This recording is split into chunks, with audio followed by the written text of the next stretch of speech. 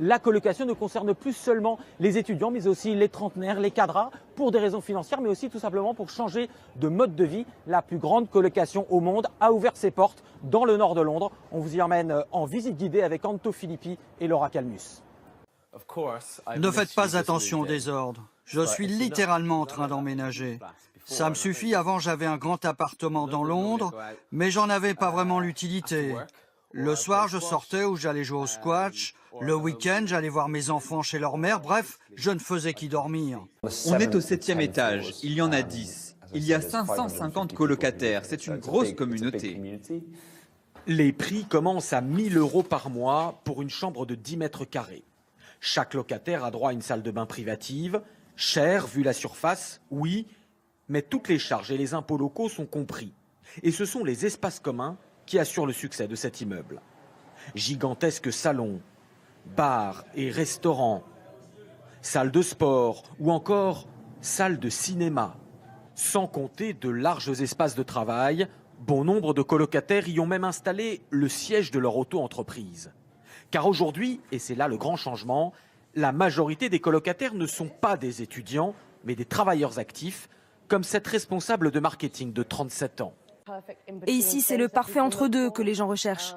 On n'est pas isolé, on ne se sent pas seul. Il y a tout. On a vraiment l'impression de faire partie d'une communauté. Depuis que je suis là, je rencontre des personnes qui vont de 20 ans à 65 ans. Et j'aimerais bien voir ça à Paris. Si un concept comme ça ouvrait à Paris, je pense que j'en serais un des premiers à prendre un logement dedans. Bien sûr, il faut accepter certaines règles de savoir-vivre en communauté. Une cuisine commune par étage, chacun y range sa nourriture et pas de dérapage, c'est écrit en gras. Souriez, vous êtes filmé. Aujourd'hui, l'économie partagée montre que les gens sont prêts à se faire confiance. On va dans la voiture d'un étranger quand on utilise Uber. On va se loger au hasard chez des gens par Airbnb. Grâce à des plateformes partagées, toute la société est en train de changer.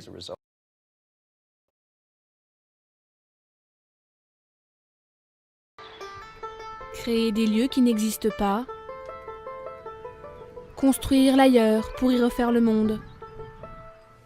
À la marge de la société, ils ont bâti des utopies, ils y ont réinventé le vivre ensemble et repensé le rapport à la terre. Vivre en respectant l'humain, en respectant la terre. L'idée n'est donc pas nouvelle, mais elle a fait du chemin, jusqu'au sud de l'Ardèche, entre Alès et Aubenas, entre Garrigues et Vallée Minérale. Ici, pas de temple caché, ni de mysticisme éclairé, mais un éco-village, nouvelle génération. Une cinquantaine de personnes seulement, actifs, enfants et retraités, et une vingtaine de maisons bioclimatiques. Là, c'est les cuves de récupération des eaux pluviales qu'on est en train de rénover. Ici, on ne parle pas de communauté, trop connoté, trop réducteur. On parle donc de société intergénérationnelle, car le cœur du projet, sa raison d'être, c'est l'école. Fondé en 1999, inspiré de méthodes d'éducation alternative, le village s'est construit autour. Comme une pépinière d'expériences, de réponses concrètes aux impasses de la société. La permaculture en est une. Cultivée de manière durable et responsable pour atteindre l'autosuffisance alimentaire. Les techniques de permaculture s'inspirent des maraîchers parisiens du XVIIIe siècle.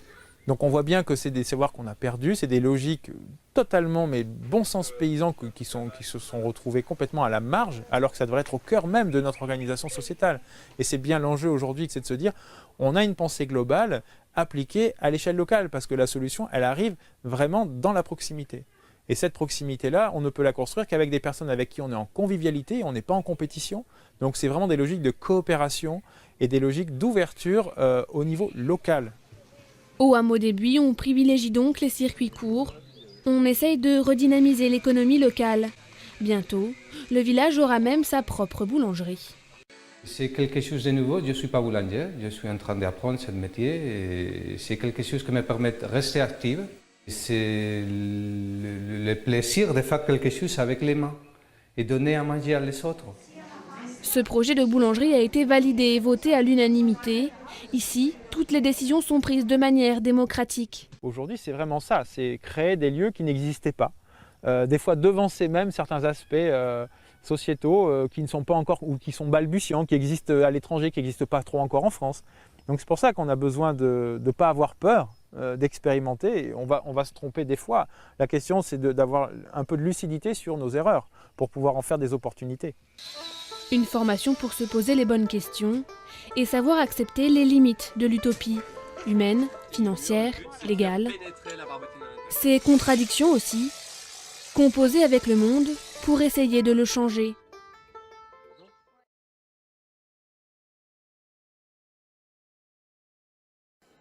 Chaque révolution technique dans l'histoire a toujours mené à un moment de blocage dans le monde du travail, à un moment où la jeune génération s'est heurtée à l'organisation du travail du monde ancien. Et à chaque fois, après ce moment de blocage, il y a eu une profonde réorganisation de la façon de travailler. On a repensé les entreprises, on a repensé les horaires, on a repensé les statuts, on a repensé la façon de travailler. Et aujourd'hui, dans la révolution numérique, on en est à ce moment de blocage.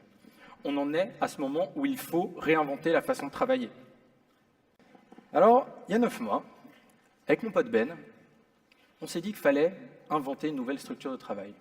On s'est débarrassé de tout ce qui nous déplaisait en entreprise. On a enlevé tous les blocages, toute l'inertie, et on a essayé de créer un vrai espace d'innovation. Or d'abord, on voulait avoir un environnement agréable. On a pris une grande villa, dans le sud de Paris, avec un immense jardin. Dans ce jardin, il y a même des poules. On a notre propre Fab Lab, un grand salon avec des gadgets électroniques qui traînent de partout.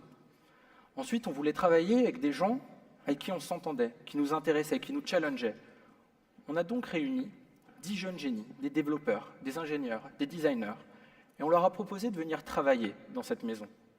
Y travailler, mais aussi y vivre. Parce qu'on voulait créer une vraie expérience, une vraie communauté, une vraie implication. Ensuite, on s'est débarrassé de toute question financière. Puisqu'on crée un projet ensemble, chacun est salarié, logé gratuitement, et copartage le capital de la maison.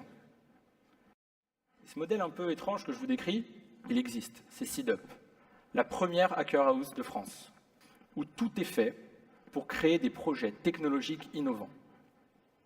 Ces projets, il y en a 2 sortes. Il y a ceux qu'on fait avec nos clients. Ce sont des grands groupes qui viennent nous voir pour qu'on les aide à innover. Et pendant quelques jours, toute la maison va se transformer. On va réfléchir avec eux à des algorithmes, des applications, des prototypes électroniques pour répondre à leurs problématiques. Et puis, il y a aussi nos projets en interne. Et c'est ce qui occupe la majeure partie de notre temps. C'est des idées qui naissent de nos discussions, des nuits qu'on fait jusqu'à 3 heures du matin à discuter pour ou contre le droit de vote des robots. Et ces projets, on a pour but de les transformer en start-up. Et aujourd'hui, ce modèle étrange, la réalité, c'est qu'il marche.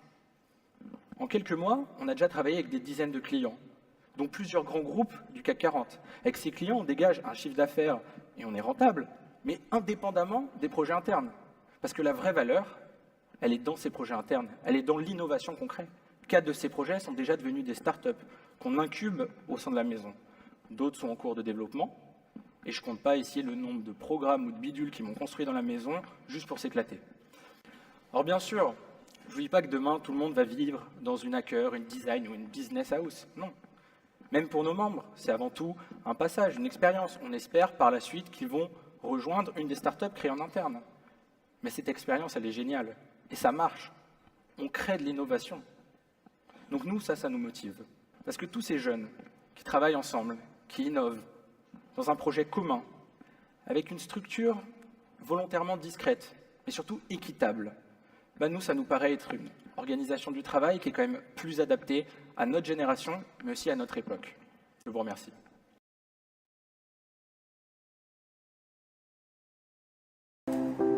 Tout de suite, intéressons-nous à l'habitat participatif. En communauté ou à plusieurs générations, aujourd'hui, il est possible d'habiter autrement. À l'initiative de la ville de Paris, ces citoyens souhaitent mettre en œuvre une nouvelle forme de logement, l'habitat participatif. Sorte de système de résidence collective qui réussit l'alliance parfaite entre sphère privée et vie en communauté. Aujourd'hui, face à la crise économique et l'individualisation extrême de notre société, l'habitat participatif émerge un peu partout dans le monde. De plus en plus de citoyens souhaitent maîtriser la conception et la production de leur habitat et recréer une vie collective entre voisins. Sur ce terrain de 11 000 m² en plein cœur de la ville de Québec, une centaine de personnes habitent depuis 1 an.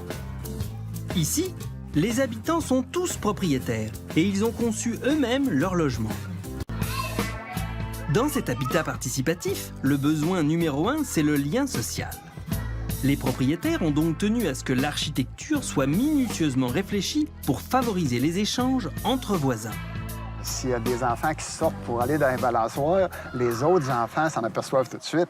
La maison commune est le ciment de cet habitat. Véritable lieu de rencontre, il est composé d'une grande salle à manger, d'une laverie dernier cri, ou bien encore pour les enfants d'une salle de jeu et de lecture. Wow, je sais pas c'est quoi. C'est comme plein de petites blagues. Oui, pour chaque pays.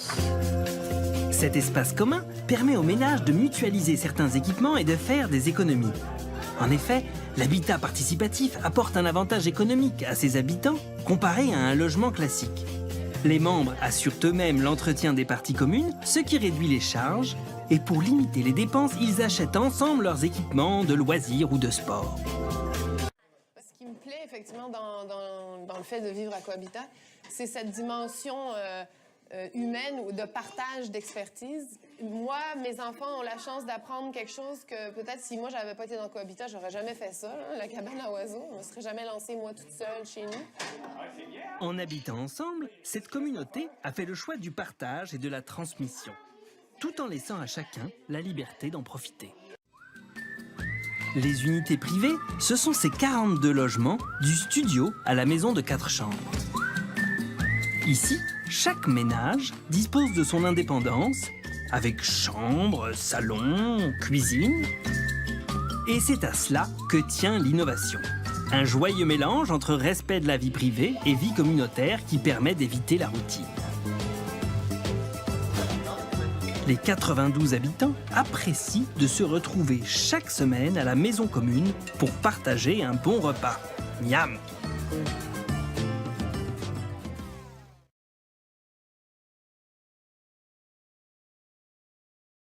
Ce matin, dans l'atelier de Bruno Thierry, on ne chôme pas.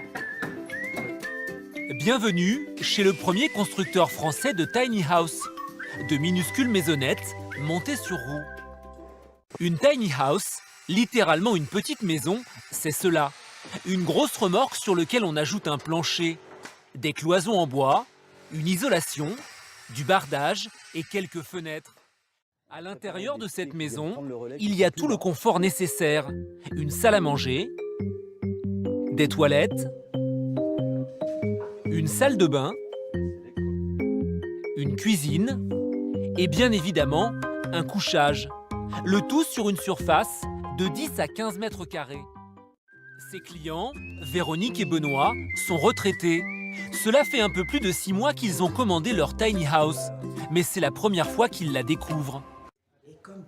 La famille s'agrandit, les enfants ont des conjoints, il y a des enfants, il y a les petits-enfants. Du coup, il faut bien réussir à agrandir. La démarche d'habiter dans une tiny house, c'est finalement d'investir son argent et son temps autrement qu'en payant sa maison, qu'en l'entretenant, qu'en faisant le ménage, toutes les activités domestiques que réclame une grande maison. La tiny house est beaucoup moins gourmande de tout ça, ce qui permet d'avoir plus d'opportunités pour faire des activités, pour voir nos amis, nos proches, pour voyager.